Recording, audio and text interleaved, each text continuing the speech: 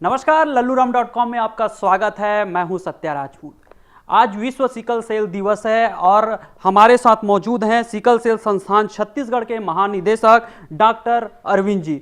Sir, लल्लूराम.com में आपका स्वागत है। Thank you.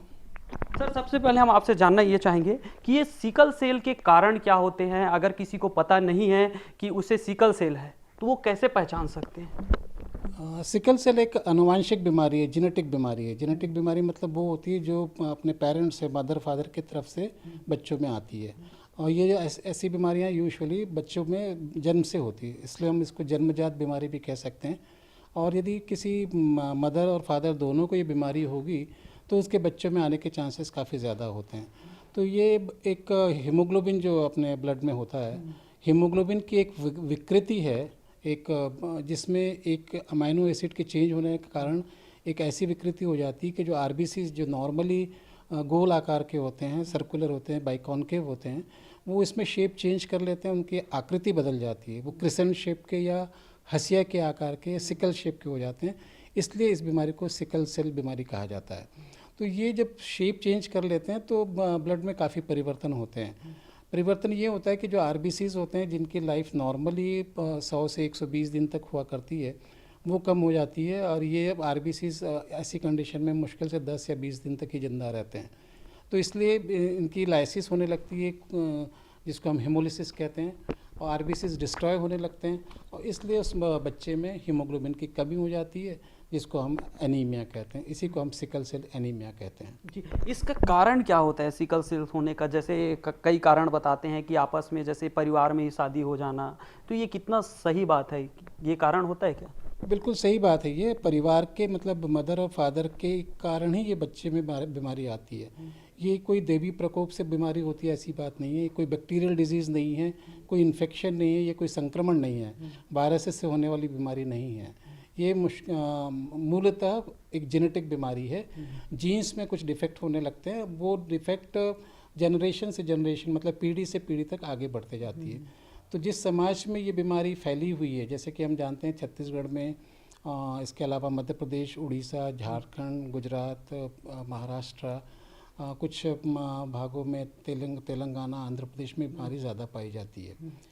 इनमें भी कुछ विशेष समुदाय में, विशेष जाति लोगों में और अनुसूचित जनजाति ट्राइब्स में काफ़ी पाई जाती है। अब होता ये है कि उस जात में और जनजातीय लोगों में शादियाँ उसी समूह में हुआ करती है, उसी समुदाय में हुआ करती है। उससे ये जो जेनेटिक डिफेक्ट है, आनुवांशिक रोग है, वो पीढ़ी दर पीढ़ी आगे बढ़ता जा रहा है। और इसलिए अभी भी ये बीमारी हमारे समाज में कुछ वर्गों में अभी भी पाई जाती है। जी, जैसे आपने कहा ये जन्मजात बीमारी भी होते हैं और ये अपने परिवार से मिलता है। पहले अगर आप माता पिता को हो तो वो बच्चों को होता है। तो ये जैसे छोटे बच्चे हैं तो उन पे ये लक्षण कैसे पहचान सकते हैं माता पिता कि ये ग्रसित हैं? क्योंकि बच्चे बता नहीं सकते, अपने भावनाओं को प्रकट नहीं कर सकते। बिल्कुल सही कहा आपने। जब हमको ये बीमारी को छोटी अवस्था में ही पहचानना होता है। जब बच्चे छोटे होते हैं यकीनन वो नहीं बता पाएंगे। लेकिन इसके में जो मुख्य कारण होते हैं, उसके लक्षण जो होते हैं, वो एनीमिया के कारण होते हैं, क्योंकि इसमें हीमोग्लोबिन की मात्रा कम हो जाती है शरीर में। और जब भी हीमोग्लोबिन की मात्रा कम होगी तो बच्चा चिड़चिड़ापन महसूस करेगा, उसको थकान महसूस होगी, वो काम नहीं कर पाएगा, उसका पढ़ाई में, खेल कूद में मन नहीं लगता है, वो कुछ थोड़ी देर में थक जाएगा, थोड़ी देर में उसके सांस फूलने लगती है। तो इस तरह के लक्षण शुरुआत में दिखाई देते हैं। और ऐसे यदि लक्षण दिखाई दें, शरीर थोड़ा हल्का सा पीलापन महसूस होगा उसमें, या एनीमिया के कारण जो रक्त की कमी के कारण सफ़ेद या पैलर जिसको कहते हैं वो दिखाई देगा। स्प्लीन की साइज़ बढ़ने लगती है, उसके हाथ के जोड़ होते हैं जो छोटे छोटे जोड़ों में सूजन आने लगती है, दर्द होने लगता है। तो बच्चा इस तरह की तकलीफ अपने पेरेंट्स को बताता भी है। और नहीं भी बताया तो इस तरह के लक्षण दिखाई दें तो पेरेंट्स को समझना चाहिए कि कुछ तो भी गड़बड़ है, वो डॉक्टर्स के पास लेके जाए और उनके खून की जांच कराएंगे तो इसका निदान किया जा सकता है, इसकी डायग्नोसिस की जा सकेगी। जैसे अन्य बीमारी के स्टेज होते हैं, जैसे हम कैंसर की बात करें तो उसके स्टेज होते हैं, इसमें भी कोई स्टेज वगैरह होता है क्या, या कोई अलग अलग प्रकार? स्टेजेस तो नहीं होते, प्रकार ज़रूर होते हैं। प्रकार के बारे में बताना चाहूँगा। दो मुख्य प्रकार होते हैं। वो डिपेंड करता है कि पेरेंट्स से ये बीमारी आनुवांशिक रूप से किस ढंग से मिली है। मदर और फादर दोनों से यदि जेनेटिक डिफेक्ट बच्चे में आता है तो उसको हम एस कंडीशन कहते हैं या होमोजाइगस कंडीशन कहते हैं।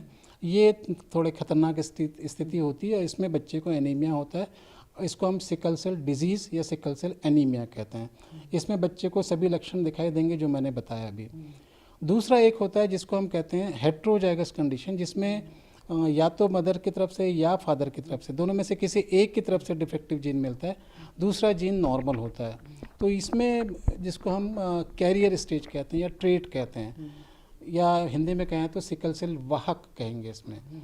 इसमें डिफेक्टिव जीन एक ही आया है, दूसरा नहीं आया, तो इसमें लक्षण नहीं दिखाई देंगे। वो बच्चा एकदम नॉर्मल रहेगा और एकदम नॉर्मल तरीके से जैसे दूसरे बच्चे होते हैं, उसमें कोई भी लक्षण नहीं दिखाई देंगे, उसको एनीमिया भी नहीं होगा। लेकिन यही है कि उसमें ये डिफेक्टिव जीन होगा तो वो अगली पीढ़ी में इस डिफेक्टिव जीन को फैला सकता है, इसलिए उसकी भी डायग्नोसिस करना, उसकी भी स्क्रीनिंग करना बहुत ज़रूरी होगा। तो ये दो प्रकार ज़रूर होंगे जिसको हम बोलचाल की भाषा में बड़ी सिकलिंग और छोटी सिकलिंग कहते हैं। बड़ी सिकलिंग मतलब होमोजाइगस कंडीशन, उसमें लक्षण दिखाई देंगे। छोटी सिकलिंग मतलब हेट्रोजाइगस कंडीशन, जो कैरियर है, इसमें लक्षण नहीं दिखाई देंगे, लेकिन वो इस डिजीज़ को, इस डिफेक्टिव जीन को अगली पीढ़ी तक कैरी कर सकता है। जैसे कि आपने इसका लक्षण बताए थे कि हाथ पैर में दर्द, थकान होना, तो आम लोग जैसे नॉर्मल हैं तो आसपास से गोली लेकर, डॉक्टरों से सलाह लेकर अपने घर में ही अपना इलाज करते रहते हैं। ऐसे में जब डॉक्टरों के पास पहुँचे, विशेषज्ञ के पास पहुँचे, तो अक्सर कहा जाता है आपने काफ़ी देर कर दिया है, शरीर में बीमारी बढ़ गया है या तो और संक्रमण फैल गया है। तो ये सही समय क्या होता है इसका पहचान करने का, ताकि लोगों को पता चले कि उनके अंदर ये बीमारी है? सही समय तो हर बीमारी के लिए क्या कहा जा सकता है, जितनी जल्दी आप इसको डायग्नोस कर लें उतना अच्छा होगा। बच्चों में जहाँ भी इस तरह के लक्षण दिखाई दे कि जो नॉर्मल बच्चों के कंपैरिजन में उसका शारीरिक विकास कम हो रहा है, मानसिक विकास कम हो रहा है, खेल कूद में उसका मन नहीं लग रहा है, बहुत चिड़चिड़ापन महसूस कर रहा है, थकान हो रही है इसको, या बार बार वो सांस फूलने की तकलीफ़ महसूस करता है या जोड़ों में दर्द हो रहा है, ऐसे कोई भी लक्षण दिखाई दे तो तुरंत डॉक्टर के पास ले जाना चाहिए। हमारे डायग्नोसिस की काफ़ी अच्छी फैसिलिटीज़ हैं। हम इसमें सॉल्युबिलिटी टेस्ट करते हैं, सिकलिंग के टेस्ट करते हैं, उसके बाद एक अलग दूसरे स्टेज में हम इलेक्ट्रोफोरेसिस करते हैं हीमोग्लोबिन की, उसके बाद एक HPLC टेस्ट कहलाता है, उसके माध्यम से हम डायग्नोसिस बना सकते हैं कि उसको सिकलिंग की बीमारी है या नहीं है तो वो छोटी सिकलिंग है या बड़ी सिकलिंग है, ये पूरी डायग्नोसिस कर ली जाती है। और जैसे ही डायग्नोसिस हो जाएगी तो उसके बाद उसका ट्रीटमेंट हम स्टार्ट करेंगे। मैं आम जनता को बताना चाहूँगा कि ये जैसा मैंने बताया एक आनुवंशिक बीमारी है, इसलिए ये पूरे लाइफ लॉन्ग बच्चे के साथ रहेगी, ये मान के चलिए। इसलिए इसका इलाज भी ताउम्र या पूरी ज़िंदगी भर उसको करना होगा, ये मान के चलिए। और लेकिन कोई बहुत मुश्किल काम नहीं है। इन बच्चों को हम जो दवाइयाँ देते हैं वो लगातार यदि बच्चे लेते रहें, पेरेंट्स का ध्यान रखें, तो यकीनन वो बच्चा भी एक नॉर्मल बच्चे की तरह जी सकता है और अपनी ज़िंदगी जी सकता है। जी, जैसे कि अभी आप तक बताए उसका लक्षण क्या होता है, उसकी सावधानी कैसे बरतें, इलाज कैसे हो। अब ये है कि हमारे ये प्रदेश में, छत्तीसगढ़ की स्तर की बात करें तो ऐसे कितने मरीज़ हैं, अगर प्रतिशत में बात करें कि हमारे यहाँ जनसंख्या में कितने प्रतिशत लोग सिकलिन से ग्रसित हैं? हमारा एक प्रोजेक्ट था जिसको हमने सिकल सेल प्रोजेक्ट के नाम से बनाया था, और उसमें हमने छत्तीसगढ़ के काफ़ी बड़ी संख्या की स्क्रीनिंग की थी। उसके जो रिजल्ट्स आए थे उससे हमने पता लगाया था कि छत्तीसगढ़ में लगभग 9.8% लोगों में सिकल सेल के डिफेक्टिव जीन मिले हैं, स्क्रीनिंग से पता चला। ये वो होते हैं जिनमें डिफेक्टिव जीन होते हैं, मतलब ये या तो सिकल सेल के कैरियर हो सकते हैं या सिकल सेल के डिजीज़ वाले हो सकते हैं।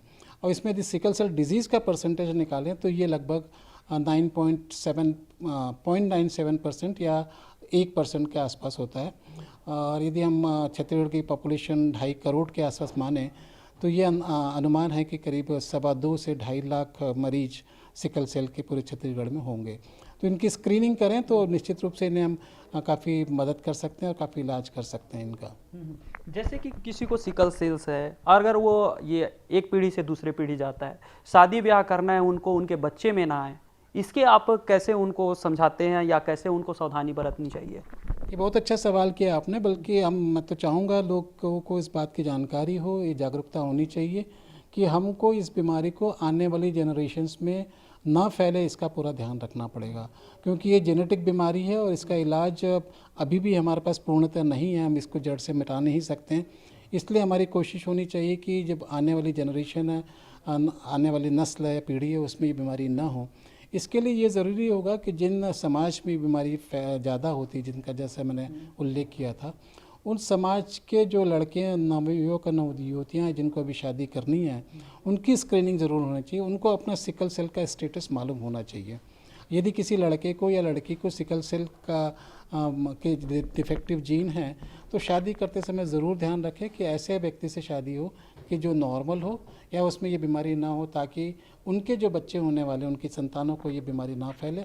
और इसी तरह से हम आने वाली पीढ़ियों में धीरे धीरे करके इस बीमारी को ख़त्म कर पाएंगे। अदरवाइज़ उन्हीं समाज में, उन्हीं लोगों के बीच में शादी होती रही तो एक लड़के और लड़की दोनों को यदि सिकल सेल होगा तो मान के चलिए कि आने वाली जनरेशन में बीमारी इसी तरह फैलती रहेगी। और इसलिए इसकी रोकथाम करने के लिए इन समाजों के लोगों को आगे आना पड़ेगा, वहाँ के बुज़ुर्गों को भी सामने आना पड़ेगा कि वो ये ध्यान रखें कि उनके यहाँ के जो शादी के लायक उम्र के जो लड़के और लड़कियाँ हैं उनकी स्क्रीनिंग हो, उनको पता चले।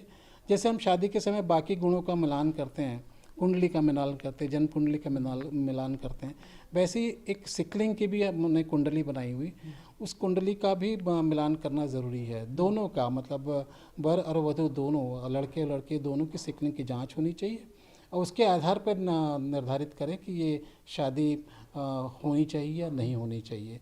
उसका बहुत मुश्किल काम नहीं है। सिकल सेल का स्टेटस यदि मालूम हो तो इसकी काउंसलिंग के लिए हमारे पास परामर्शदाता होते हैं, काउंसलर्स होते हैं जो इस बात को अच्छे से उनको समझा सकते हैं, उसकी काउंसलिंग कर सकते हैं। पेरेंट्स की भी काउंसलिंग कर सकते हैं और साथ ही साथ वधू की जिनकी शादियाँ होने उनकी भी काउंसलिंग कर सकते हैं। इस काउंसलिंग के माध्यम से यकीनन हम आने वाली पीढ़ी में इस बीमारी को रोकने का प्रयास कर सकते हैं। इलाज की बात करें तो अभी हम कौन सा पद्धति अपना रहे हैं और कितनी देर लगता है इसको इलाज करने में, कितना समय लग जाता है कि उनको एक नॉर्मल स्थिति जीवन यापन करने में, की स्थिति में लाने में? अच्छा सवाल है। मैं तो बताना चाहूँगा कि ये इस बीमारी का इलाज मान के चलिए कि ताउम्र चलेगा। जब तक बच्चे है उसको ये दवाइयाँ लेनी होगी और पूरा ख्याल रखना पड़ेगा। निश्चित रूप से ये बच्चे दूसरे सामान्य बच्चों के तुलना में थोड़े कमज़ोर तो होती हैं, उनकी इम्यूनिटी उतनी नहीं होती, प्रतिरोधात्मक शक्ति उतनी नहीं होती, इसलिए इनके बार बार संक्रमण होते हैं, इन्फेक्शन होते हैं। इनसे बचाव करने के लिए हम लोग जो दवाइयाँ देते हैं उनका यदि नियमित सेवन करते रहें और जो उनको सुझाव दिए जाते हैं उनका पालन करें तो यकीनन ये काफ़ी अच्छी ज़िंदगी जी सकते हैं। इन्हें हम एक हाइड्रोक्सी यूरिया करके दवाई होती है, उससे काफ़ी अच्छे परिणाम मिले हैं, कॉम्प्लिकेशंस के रेट कम हो गए हैं और इनको ब्लड ट्रांसफ्यूजन जो पहले काफ़ी दिया जाना पड़ता था, ब्लड देने की ज़रूरत पड़ती थी, वो अब काफ़ी कम हो गया। हीमोग्लोबिन की मात्रा हम हमेशा 9 से 10 ग्राम रखने की कोशिश करते हैं। इन्फेक्शन ना हो इसके लिए पेनिसिलिन वी की टैबलेट्स दी जाती है, इनको फॉलिक एसिड दिए जाते हैं, जिंक दिए जाते हैं और साथ साथ जब कोई तकलीफ़ हो तो तकलीफ़ के हिसाब से दूसरी दवाइयाँ भी, जैसे दर्द हो रहा है तो दर्द की दवाइयाँ देते हैं, कोई इन्फेक्शन हो गया तो इन्फेक्शन की दवाई देते हैं। इन बच्चों में न्यूमोकोकल इन्फेक्शन होने की संभावनाएं ज़्यादा होती है, मेनिंगोकोकल इन्फेक्शन होने की संभावना ज़्यादा होती है, तो इनसे बचने के लिए इनके वैक्सीनेशन जो टीके दिए जाते हैं वो इनको दिए जाते हैं और हमेशा कोशिश की जाती है कि उनको किसी तरह की तकलीफ़ ना हो, इन्फेक्शन ना हो, इससे बचाव के लिए उन्हें सुझाव दिए जाते हैं। मरीजों को और साथ ही साथ उनके पालकों को बताया जाता है कि ये बच्चे थोड़े से नाजुक हैं, इनको बचा के रखें, ज़्यादा धूप में ना घूमने दें, बहुत ज़्यादा ठंड में ना रखें इन्हें, पानी का नियमित सेवन करते रहें, डिहाइड्रेशन की स्थिति ना ये ध्यान रखें। पोषण और न्यूट्रिशन का काफ़ी ख्याल रखना पड़ता है, प्रोटीन रिच डाइट हो, मिनरल्स हो, विटामिन्स हो, फ्रूट्स खिलाएँ इन्हें हरी सब्जियों का सेवन कराएँ, फल देते रहें और इस तरह से यदि इनका ख्याल रखेंगे तो यकीनन ये काफ़ी अच्छा कर सकेंगे। इनमें थकावट ज़्यादा होती है और ये सांस फूलने की तकलीफ़ होती है, इसलिए इन्हें कोई बहुत स्ट्रीनियस एक्सरसाइज या बहुत ज़्यादा थका देने वाली एक्सरसाइजेज ना कराएं, छोटी छोटी मामूली एक्सरसाइजेज कराएं, व्यायाम कराएं तो यकीनन ये काफ़ी अच्छा कर सकेंगे। हाई अल्टीट्यूड जो पहाड़ी एरिया होते हैं वहाँ पे इनको ले जाना ना ले जाएं तो बेहतर होगा, क्योंकि वहाँ ऑक्सीजन का प्रेशर कम होता है और ये वो ऑक्सीजन प्रेशर वाली स्थिति को सहन उतना नहीं कर पाते जितने नॉर्मल बच्चे करते हैं। तो इन सब चीज़ों का यदि ध्यान रखेंगे तो इन बच्चों को भी हम एक नॉर्मल ज़िंदगी दे सकते हैं और ये भी समाज का एक काफ़ी अच्छा हिस्सा हो सकते हैं। जी डॉक्टर साहब, एक अहम और महत्वपूर्ण सवाल ये है कि लोगों के मन में ये धारणा बन चुका है, उनके मन में ये मनसा है कि सिकलिन होता है तो सीधा शरीर का खून बदलवाना पड़ता है हर 2-3 महीने में, तो वो डर में इलाज कराने नहीं आ पाते और ऐसे में कितना समय लगता है और क्या खर्च आता है इस इलाज में, ये जानना जरूरी है लोगों को। बिल्कुल जाना ज़रूरी है। मैं बल्कि ये बताना चाहूँगा कि जो 7-8 साल पहले जो स्थिति थी सिकल सेल के ट्रीटमेंट की, वो स्थिति अभी बिल्कुल बदल गई है। पहले आपने बिल्कुल सही कहा कि इन बच्चों को हर 2-3 महीने में खून देने की ज़रूरत महसूस होती थी, दिया जाता था। लेकिन आज ट्रीटमेंट इतना अच्छा हो गया कि खून देने की ज़रूरत काफ़ी कम होती है। हमारे यहाँ जितने मरीज आते हैं उनमें हमको ब्लड चढ़ाने की ज़रूरत मुश्किल से 2 या 3% लोगों में पड़ती है। बाकी मरीजों में खून देने की आवश्यकता नहीं होती। हम ट्रीटमेंट से इतना अच्छा हीमोग्लोबिन मेंटेन करते हैं कि 10 ग्राम के आसपास हीमोग्लोबिन मेंटेन रहता है, इसलिए खून देने की ज़रूरत कम होती है। लेकिन कुछ कॉम्प्लिकेशंस होते हैं ऐसे मरीजों में, जिसको हम जैसे एप्लास्टिक क्राइसिस कहते हैं या हीमोलिटिक क्राइसिस कहते हैं। अचानक पता चला कि हीमोग्लोबिन काफ़ी कम हो गया, तो वो स्थिति ज़रूर ऐसी होती है जहाँ पे हमें ब्लड देने की ज़रूरत पड़ती है। लेकिन ये स्थिति 2 या 3-4% केसेस से ज़्यादा नहीं होती है। और ऐसी स्थिति में हमें ब्लड ट्रांसफ्यूशन की सुविधाएं उपलब्ध हैं बड़े अस्पतालों में, चिकित्सा महाविद्यालयों में। ब्लड बैंक से ब्लड इन्हें फ्री में मिलता है। सिकल सेल के मरीजों के लिए कोई चार्जेस नहीं लिए जाते हैं, तो इनके लिए बल्कि स्पेशल तौर पे डोनर्स अवेलेबल किया जाते हैं और ब्लड इनको दिया जाता है। थैलेसीमिया के मरीजों के लिए और सिकल सेल के मरीजों के लिए ब्लड हर लाइसेंस ब्लड बैंक से मुफ्त में मिल सकता है। जैसे कि आपने बताया प्रदेश में लगभग 2 लाख से ज़्यादा मरीज हैं इसके, तो हर किसी को राजधानी में लाके इलाज कराना संभव नहीं है और हर किसी यहाँ तक पहुँच भी नहीं पाते। तो क्या हमारे राज्य में कहाँ कहाँ इसके इलाज की व्यवस्था है जहाँ लोग अपने नज़दीक के हॉस्पिटल में जाके इलाज करा सकें? बिल्कुल दूर दराज से आने की वैसे भी ज़रूरत नहीं है। हर डिस्ट्रिक्ट हॉस्पिटल में, हर मेडिकल कॉलेज अस्पताल में और हर कम्युनिटी हेल्थ सेंटर में भी ये सुविधाएं मुहैया कराई गई है और ये उपलब्ध है। वहाँ के कि अपने शिशु रोग विशेषज्ञ से आप बात करेंगे तो वो इसका ट्रीटमेंट कर सकते हैं। और निजी अस्पतालों में भी इसका ट्रीटमेंट होता है, तो ऐसी कोई बात नहीं है कि आपको रायपुर ही आने की ज़रूरत होगी। आप अपने एरिया के आसपास के किसी अच्छे बड़े सेंटर में जाके इसका इलाज कर सकते हैं। हमारे सिकल सेल इंस्टीट्यूट की तरफ से 5 मेडिकल कॉलेज में, बल्कि प्रदेश के 6 मेडिकल कॉलेज में हमने सेंटर्स बनाए हैं। वहाँ पे हमारे टेक्नीशियंस, काउंसलर्स और डॉक्टर्स होते हैं जो वहाँ पे उसी वहाँ के मरीजों का देखभाल करते हैं और वहाँ पे इसका इलाज किया जा सकता है। दूर दराज के अंबिकापुर के आदमी को या जगदलपुर के मरीजों को रायपुर आने की ज़रूरत नहीं है। वो अपने आसपास के मेडिकल कॉलेजेस में या डिस्ट्रिक्ट हॉस्पिटल में जाके भी इसका इलाज कर सकते हैं। हर सरकारी अस्पताल में ये सब सुविधाएं मुफ्त में मिलती है। जो हाइड्रोक्सी यूरिया, जो फोलिक एसिड या जो भी दवाइयाँ हम लोग यहाँ देते हैं वो चीज़ें वहाँ भी उन्हें उपलब्ध हो सकती हैं। जैसे कि मरीज हैं तो इसका आने का परसेंटेज है, तो इसका मौत का आंकड़ा भी होगा, क्या है उसका दर? क्या दर की बात करें या सैकड़ों में बात करें तो क्या दर जा रहा है उसका? एक्चुअली अभी जो ट्रीटमेंट अवेलेबल है उससे मृत्यु दर में काफ़ी कमी आई है और ये बच्चे अभी बड़े आराम से 35, 40, 50 साल तक भी जी पाते हैं। हमने पिछले साल इस सिकल सेल दिवस के अवसर पर मुख्यमंत्री श्री भूपेश बघेल जी के अध्यक्षता में कार्यक्रम किया था, जहां हमने 3-4 ऐसे मरीजों का सम्मान किया था जो सिकल सेल के से पीड़ित हैं और जिनकी उम्र 60 साल से भी ऊपर है। 60, 62, 65 साल के 3 मरीजों का हमने उनसे सम्मान कराया था। तो ये एक एग्जाम्पल है जिससे हम बताना चाहेंगे कि ये ऐसे मरीज यदि पूरा ख्याल रखें, नियमित दवाएं लेते रहें, नियमित समय पे अपने डॉक्टर की सलाह लेते रहें, तो एक लगभग सामान्य ज़िंदगी जी सकते हैं। फिर भी ये बात भी ध्यान रखना होगा कि ये सामान्य बच्चों से निश्चित रूप से थोड़े से कमज़ोर होते हैं और यदि उनके पालक पूरा ख्याल रखें, इनके इन्फेक्शन से बचा के रखें, इनको चोट लगने से बचा के रखें और जो सुझाव इनको दिए जाते हैं उनका पालन करें, तो ये भी बच्चे काफ़ी अच्छी ज़िंदगी जी सकते हैं। प्रॉपर डाइट के साथ ऐसे लोगों को सावधानी बरतने की क्या ज़रूरत है? मतलब क्या क्या सावधानी उनको बरतनी चाहिए? सावधानी जैसे मैंने बताया कि बहुत ज़्यादा स्ट्रेनियस एक्सरसाइज ना करवाएं, उनको खेल कूद में ज़रूर रखवाएं, लेकिन मामूली खेल कूद ही करवाएं, ज़्यादा जोर के ना कराएं। पहाड़ी एरिया में इनको ना लेके जाएं। बहुत तेज़ गर्मी और बहुत तेज़ सर्दी से इन्हें बचा के रखें और संक्रमण से जितना इनको बचा के रखेंगे उतना अच्छा होगा। चोट लगे तो तुरंत उसका इलाज कराइए। जैसे हम सामान्य बच्चों के साथ थोड़ी बहुत लापरवाही कर सकते हैं, लेकिन इनके साथ ज़रा भी लापरवाही थोड़ी महंगी पड़ सकती है, तो इसलिए पूरा इनका ख्याल रखना होगा। इनके पालकों को विशेष ध्यान रखना पड़ेगा। जैसे हम सामान्य बच्चों का जितना ध्यान रखते हैं उसके कंपेरिजन में इनके लिए निश्चित रूप से थोड़ा ज़्यादा ध्यान रखना होगा। खान पीने में ज़रूर ध्यान रखें। खाने पीने में प्रोटीन रिच डाइट होना चाहिए, बैलेंस डाइट होना चाहिए, vitamins, minerals, leafy vegetables, fruits इसका भरपूर सहयोग, भरपूर मात्रा में इन बच्चों को खिलाएं। पानी की मात्रा जितनी ज़्यादा दे सकें अच्छा होगा। डिहाइड्रेशन की स्थिति इनके लिए उतनी अच्छी नहीं होती, इसलिए हाइड्रेशन इनका मेंटेन करके रखें। पानी जितना पी सकें उनको पिलाते रहें। जब ये बच्चे स्कूल जाते हैं तो उनका पानी का बैग ज़रूर ध्यान रखें कि वाटर बॉटल उनके साथ हो, और स्कूल में उनको खाने पीने की पूरी व्यवस्था हो। इस चीज़ का ज़रूर ध्यान रखना चाहिए। तो अभी आपने सिकल सेल के महानिदेशक डॉक्टर अरविंद जी को सुना, जिनका साफ कहना है कि अभी तक इसका उपयुक्त इलाज नहीं मिल पाया, लेकिन सावधानी बरतने से, प्रॉपर डाइट और नियमित सलाह लेते रहने से आप आम आदमी की तरह अपनी जीवन यापन कर सकते हैं। वो कहावत तो आपने सुना होगा, मन हो चंगा तो कटौती में गंगा। अगर आपका दिमाग संतुलित है, आपका शरीर बैलेंस में है, तो आप कुछ भी कर सकते हैं। तो इसके लिए आपको प्रॉपर नियम का पालन करते हुए अपने शरीर को स्वस्थ रख सकते हैं। ऐसी खबर जानने के लिए, देखने के लिए lalluram.com को लाइक करें, शेयर करें और हाँ, सब्सक्राइब करना ना भूलें।